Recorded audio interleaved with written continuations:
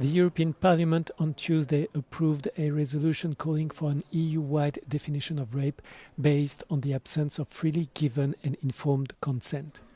The resolution urges that only a clear, affirmative, freely given and unambiguous indication of consent is valid in sexual relations.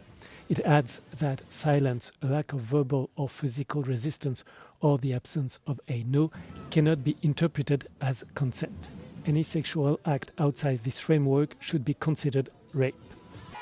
Lack of consent is already a defining element of rape or sexual assault in 17 EU member states, according to the European Parliament Research Service.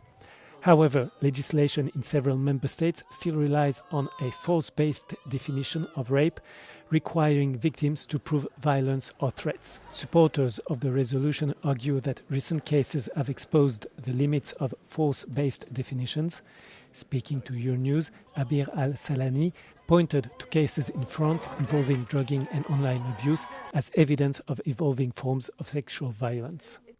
Because of all these scandals that have been surrounding this topic, from the case of Madame Pilico in France to the so-called rape academy, where you drug women, where the partners drug women, they rape them and they streamed it online. So the violence has evolved against women. Sexual violence in Europe has evolved. It is now up to the European Commission to propose legislation, which would then need to be approved by EU member states.